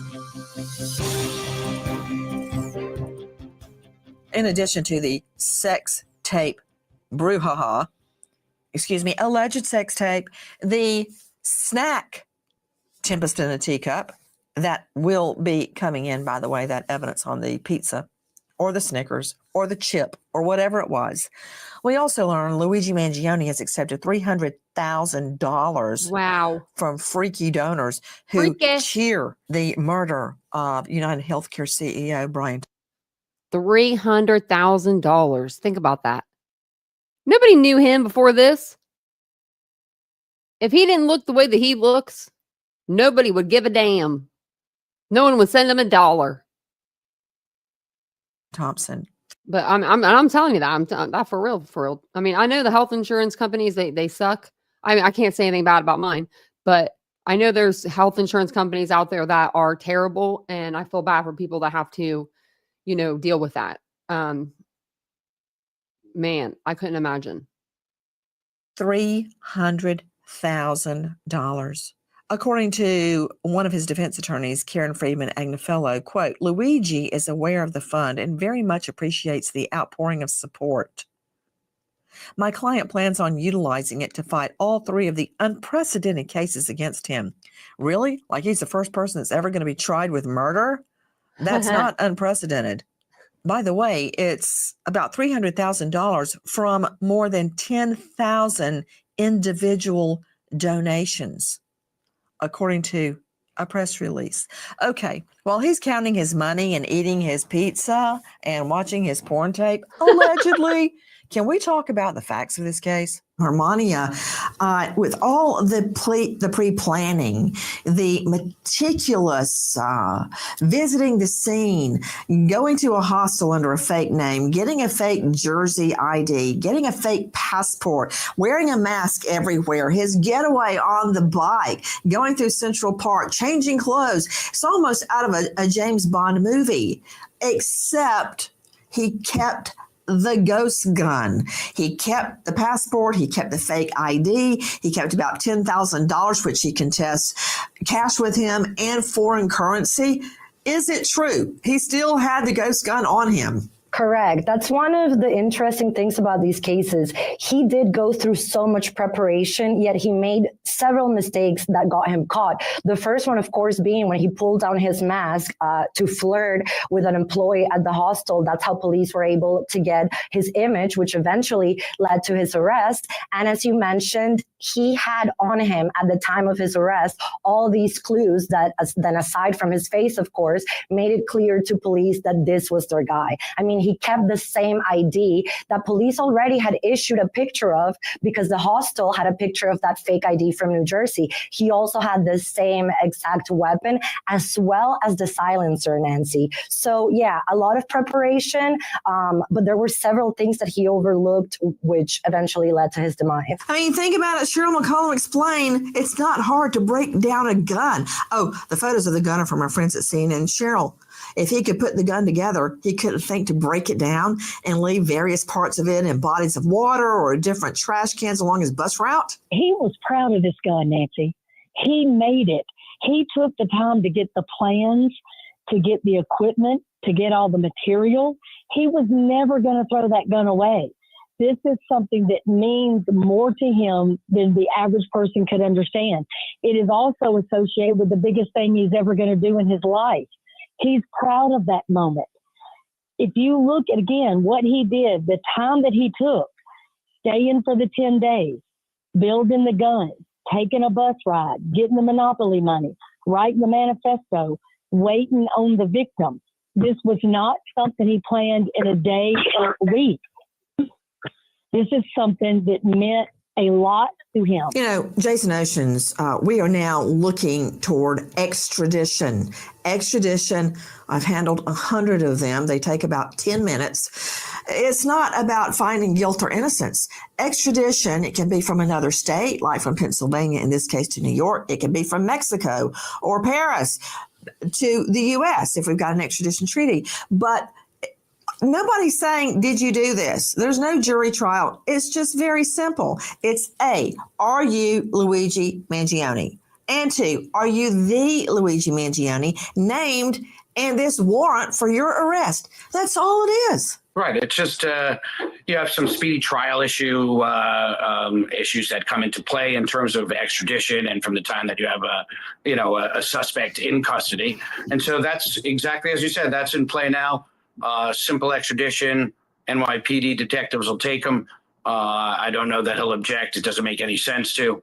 It just prolongs the process, and they bring him to New York. Here's a technical legal term. I don't know if they taught you this at your law school, but a lot of times in extradition hearings, you run into a world-class a-hole, and they just won't agree to extradition, then rather languish in this case, Pennsylvania CI in Huntington, as opposed to facing the music in New York. It's going to happen. All you have to do is get a fingerprint and go, he's not telling us, but this is Luigi Mangione. And he is the Luigi Mangione in this warrant. That's all it is. It's 2 questions. But sometimes, because the defendant is an a-hole, technical legal term. They won't agree. So you just send them back to the jail till you get the fingerprint and you say, enjoy your stale sandwich. Exactly. And you sit in county, not assigned a prison cell in a group setting. At that point, take the extradition and deal with the notoriety, and at least perhaps you'll have your own cell instead of being in a group. It's about all he's got looking forward to. You are hearing Jason Oceans, who has handled many, many extradition hearings, but now listen to Chief of Detectives Joe Kinney. We're going to have to work that out with the Manhattan District Attorney's Office in Altoona, Pennsylvania. He's going to be facing gun charges there. And at some point, we'll work out through extradition to bring him back to New York to face charges here, working with the Manhattan District Attorney's Office. Luigi Mangione has been ordered held without bail and does not enter a plea in his first court appearance in Hollidaysburg, Pennsylvania. Mangione is escorted to his preliminary arraignment in handcuffs with multiple police officers from different departments walking with him as he is facing 5 charges, including 1 felony count of forgery and 1 felony count of carrying a firearm without a license. Mangione is the lone person of interest in the brazen murder of United Healthcare CEO Brian Thompson in Manhattan last week, but he's not charged with that crime. I'm sure Defense Attorney Jason Oceans doesn't want to hear this, but Joe Scott Morgan, joining me, professor of forensics, he stated very plainly, hey, you know what? I respect the FBI. You guys have done so much for our country. Let me just save you some time. I acted alone. He's perfectly coherent. So, Joe Scott, here's my question to you. What do you think will be the single most important evidence in this case? And I'm guessing it's going to be forensics. Yeah, it will be, but I think maybe in a different area. It's going to be electronic forensics. Let's think about what we have. He's going to be tracked moving along. Now that we know who this guy is, his movements on the bus line, did he have multiple phones? Did he have an actual phone that had his name attached to it, as well as a burner phone that maybe was tracked concurrently with the burner phone? Also, we haven't talked a lot about Brian Thompson here. What did this guy do to stalk him? We go back to this idea that he knew he was in Manhattan, that he knew he was at this meeting. Is his history, digital history, going to have a big reveal about this relative to him, following him day to day? Did he ever actually make any trips to Minneapolis to kind of inspect that area? That's going to be a big part of this, is putting all of this together. I think that, the ballistics are unique, I think, if you can even attach it. But I think one of the biggest pieces of evidence here is all of this electronic data that's going to come into play. And also, don't forget this, Nancy, he has a real understanding and a real love for AI. We've seen this throughout his social media posts, the life that he lived, his bachelor's and master's degree in computer science. The 3D ghost gun, he's familiar with that. That's a big part of new technology, and just being able to generate false IDs. All of that along the way is going to be a big, big dagger in the heart for him. Cheryl McCollum, you know what? Let me just give you an example. The ghost gun, for Pete's sake, is the single most important piece of evidence. I tie it with a fingerprint. The single most important piece of evidence to me is we've got him on freaking video committing murder. Everything else is going to be tied to it. The gun, the clothing, fingerprint, everything else is coming. DNA. Single most important piece. Video. And quickly to Hermania Rodriguez, dailymail.com. What happens now? We're just waiting on the extradition hearing? Correct. So he's supposed to appear in court again in Pennsylvania today. And now the process of extradition moves along. He's extradited now. Charges have already been filed in New York, so we don't have to wait for him to be physically in New York for that. But now that process starts, and we are yet to hear what his defense is going to be. Is he going to oppose extradition, as you mentioned? And that's what's going to start now. The legal process and all this evidence is going to emerge. Tonight, we honor 2 Americans. Okay, let me drop this down. Get my picture back up. There we go. There we are. Thank you guys all for watching that with me. Hey, Crystal. You have power back? Oh, thank you, KCG. The chat is very lovely here. We have a good chat. We were laughing tonight in the chat. We were kind of having a good time, weren't we? We were having a good time in the chat. Sometimes it's hard to like, whenever like it's some cases it's harder to like, have like where you can kind of have like a laugh in a way, some cases it's harder to do that, especially when they're like children cases, anything to do with children. It's, I'm usually yelling. So it's good whenever I can kind of smile for a minute or laugh, but like not saying that, this is a laughing matter, but it's better than, like whenever we deal with like young kids and stuff, it's harder for me anyway to do the younger children than to do like adult cases, I guess you could say. But neither of them are easy. So, and I'm going to start doing some, hey, Tennessee gal, look at your new picture. Look at you. Said stop in to say hi. These storms are horrible. I hope you're okay down there because it's raining hard up here. But I mean, we haven't lost power.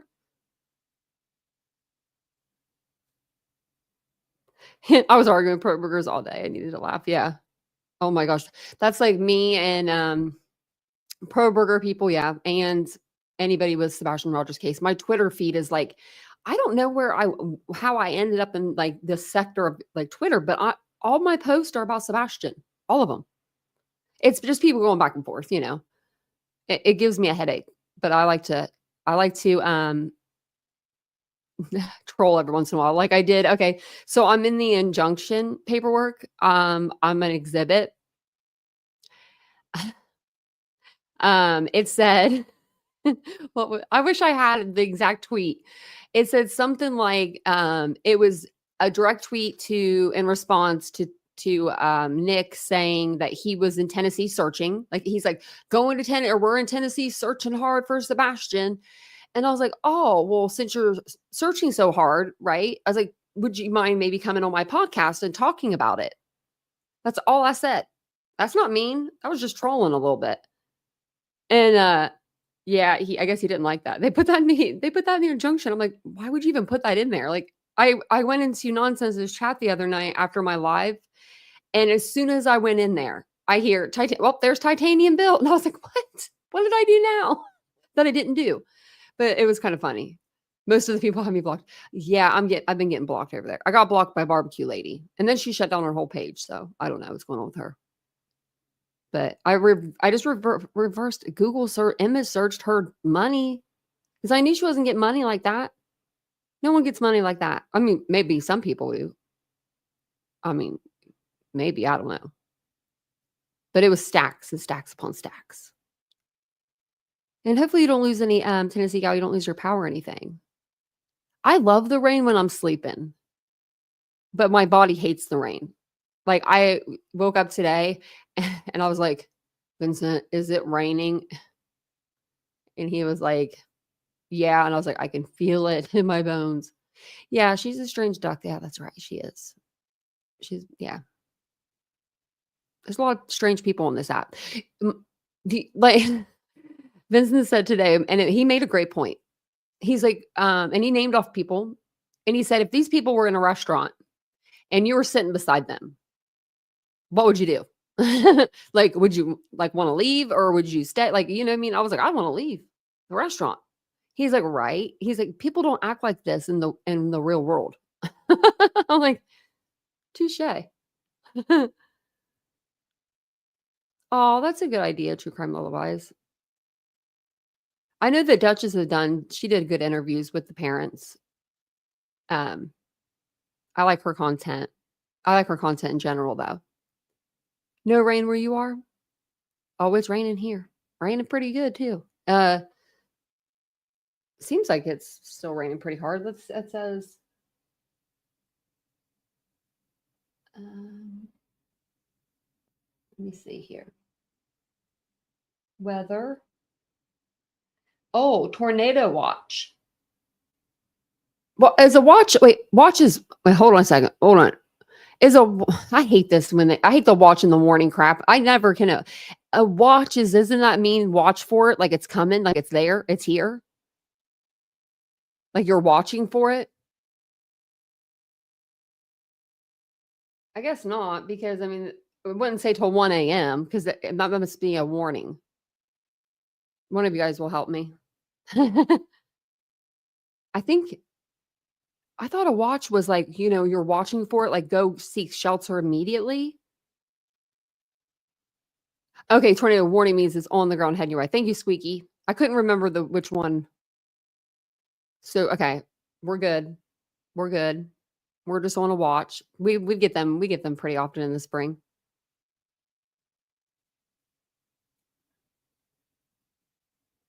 Oh, I didn't know that about that true crime lullabies. That's really sweet.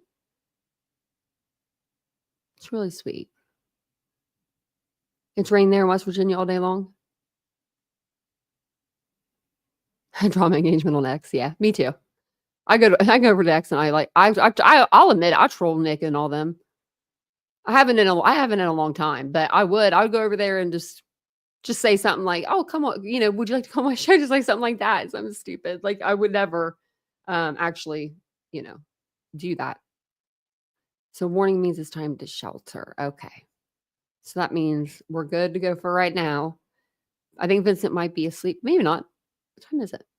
Oh, I have this on like full screen tonight, which is like really weird because like it's a very big screen. When it's full screen, I never have it on full screen. I don't know why I don't. But I want to watch this Luigi video with you guys on one of our next lives. It is from Fox. I thought it was it's TMZ, but it's TMZ investigates Luigi Mangione, but I thought it would be good. It's like the mind of a killer. We can go go through his background with his family and everything and then watch that. It looks like it was really good when I started watching the first half of it. I watched like a quarter of it actually. And it was really good. It's on Fox. I think you have to have Fox to watch it. I don't know if it's just like regular Fox and you can watch it or if you need Fox Nation. I still have Fox Nation. I got that back when Idaho 4 first started and we watched Nancy Grace from Idaho 4 because Nancy Grace was all over that case. And then we were watching it for Alec Murdaugh. So I just kept it. And then I've literally just still have it. I just still have it. I don't know why I keep it, but then whenever I don't have it, there's something on there I want to watch. Actually, I think there was something else on there. Did we watch? Is there any? Let's see if there's anything on here about Brian Kohlberger. They usually do put stuff on there about him. I feel like there was something on here that we didn't watch.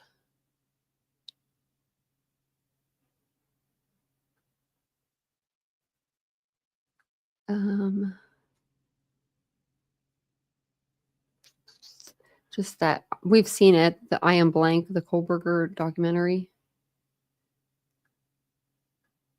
Let me search his name. I wish Nancy was still over here on this. I liked her over here better.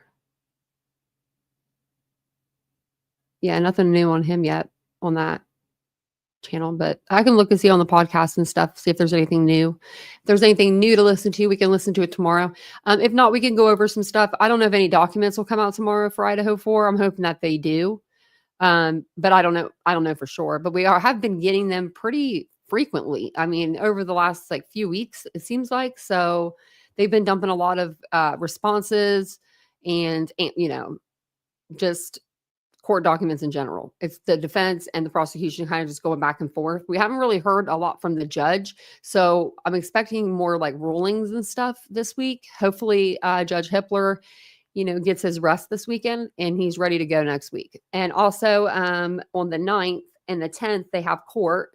They're not doing court on YouTube anymore. They're doing it through their own portal through their website. So we'll be watching it through that. But we will be watching his hearing when it comes up, and hopefully it's not 50 hours long because Ann likes to talk forever. But yeah, it'll be fun. It'll be fun. We'll watch that. And we'll look at Brian Kohlberger's, bushy eyebrows. But that's the 9th. So hopefully everyone is all rested up by then because we want everything to be going smoothly because we want a trial, in August. I don't see the trial date changing, but I love that. If you say Kohlberger 3 times, Kohlberger's pop out. I bet you should have been here 2 years ago. 2 years ago, I'd say. I used to Ooh, I would get so upset. Like if somebody was like coming in and doing the misinformation, like dropping the misinformation and stuff. And I would just like stop the live and I would just be like, like, and go off. And then I had to I had to wheel it in or reel it in, whatever you say, reel it in, because I was like, you're getting too like upset over, like over YouTube, like time for you to take a break, lady. And it was time for me to take a break. I took a week off. I did pre-recordeds. They were the best pre-recordeds ever. We had the best chat. We had the best time. And I didn't have to I was just in the chat with you guys. I know all of the information. It's so much. You were doing lives on about that time? Yeah, it was. Woo. I mean, I had a breakdown like one day, like a full on breakdown. Like I went from, how a woman will go from crying to yelling really quick and it scares you. It's like almost like, what the hell? Like us women can do that. We can go from cry. If you make us cry, we're really going to be mad. So don't do that. Don't do that. But yeah, I mean, I went from crying to like yelling. It was all over that Linda Lane footage. It was all over that. My most passionate, I would say, Madalena Kojikari. I think about her all the time. I'm going to actually type her name in right now. I haven't done a live on her in a little while. I saw her folder in the closet today and made me sad. What's this? What?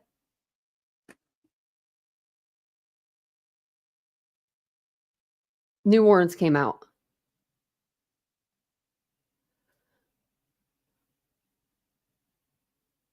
What?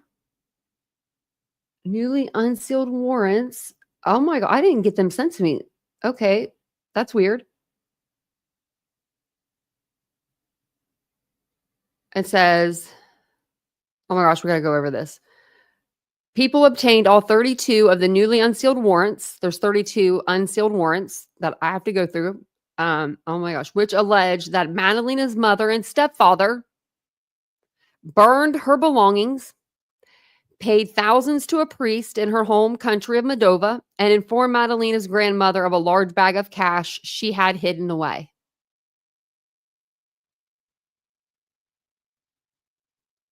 Now Diana is back home in Moldova, even as no one can find her daughter. I just would like to see. I mean, why? What? Where is she? Like, oh, what does it say? Meanwhile, Detective Gina Patterson of the CPD sought access of all of Diana's known bank accounts in a series of warrants tied to payments allegedly made by the mother. The first financial decision that drew suspicion occurred days after Madalena went missing, when Diana made the first of two payments to a priest in Moldova that totaled $4,000 in the end, according to the affidavit. She also said in a phone call with her mother from prison that she had hidden a large bag of cash, a separate affidavit states. In none of the calls, however, did Diana or Paul Miller say anything about Madalena's whereabouts. She hasn't been seen since November 21st, 2022. November 22nd. I'm sorry. Actually, I think November 21st. It's November 21st. They say November 22nd on there, but it's November 21st, 2022. She was last seen coming off of her school bus. Man, which one's yours? Did you say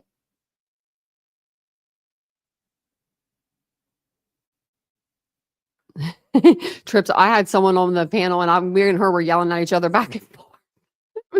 It was funny. The video's still up. I have to just find it. Yeah, that's the one. Madalena's for me. And I have a good friend that I made on the app, and she'll come in if I'm talking Madalena, she'll be in the chat. And her name's Loves to Lurk. And she'll come in and she's given me so much information that I'm in debt to her for like life, because she's literally helped me with this case so much. She has a Facebook page dedicated to Madalena. I was on the treadmill one day. I'm on the treadmill and I'm looking at stuff for Madalena and I saw the mom's address and I'm like, oh, can we write the mom? She's like, I already did. I'm like, oh, I love you for that. So I think I'm going to write her myself as well and just keep writing her. Just blow her up with mail. Maybe I'll have all of you guys send a mail. I'll send everybody stamps. The stamps, I'll get forever stamps. Hey, Pet Mama 2. It was a great day. It was a good day.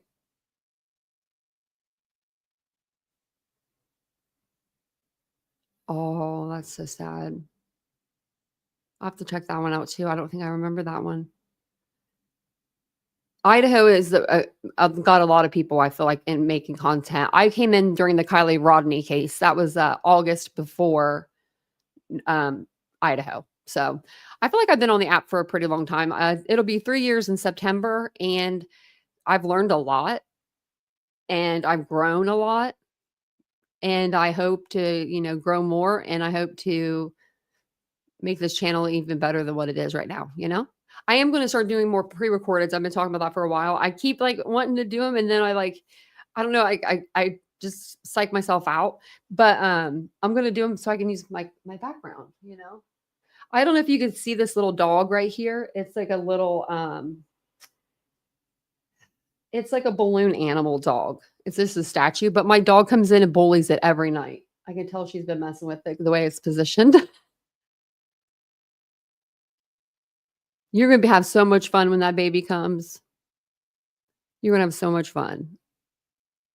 Joshua Lee Walden. I don't know if I know about that one. Another case that I always look up, a Phoenix Cauldron. Look up Phoenix Cauldron's case. Look into that. You guys will be, you won't be able to sleep. I don't even know. That little girl has been missing since 2011. I've just looked it up not too long ago. I look her up all the time. Yeah, she just disappeared in 2011, December 18th. Sad. Yeah, I thought about doing the premieres or something with those. And then because they do well when I do premieres, usually pre-recordeds. And I just want to I don't know, get back into pre-recordeds again. That's how I did my watch hours, which was really dumb. Because if you do lives, you get your watch hours so much faster. I learned that with having a second channel now, but with your first channel, I did all pre-recordeds, and I would do them sitting on the floor. I mean, this room got utilized a lot. And then my other studio, that big room that I was in, that's our bedroom now. We just switched. This wasn't our bedroom before. This was just our regular room that we didn't do much with, but we turned it into our studio, my studio. And then Vincent's desk is here, same exact one as mine. It's like an adjustable desk. They're huge. They're this big. And then we can hang out together while we're on our computers. Cute, huh? But we don't. I'm but we don't. We don't usually do that. But thank you guys for being here tonight. I appreciate you. I'll be back tomorrow night, 9:15 p.m. Eastern Standard Time. I might come on during the day because it is Monday and I'm going to be here by myself. I might come on. Maybe we'll do a live on the other channel and do some cooking, or we will get some cooking in sometime this week. And then I'll probably cover Idaho tomorrow night over here on this channel. So we'll be back tomorrow night at 9:15 p.m. Eastern Standard Time. I'm going to go through the Madalena Kojikari documents. If I get through some of them, we'll probably cover that tomorrow. It is a really, really, really intriguing case. And this little girl is from Moldova. She has zero family here. She has zero friends, zero anything here. So the only people that are looking for her are the police, and then creators that are still covering her story and getting the word out there are helping. So that's what we're going to do tomorrow. Hopefully you guys will all be here, and I'll see you guys all then. Have a good night. Bye, guys.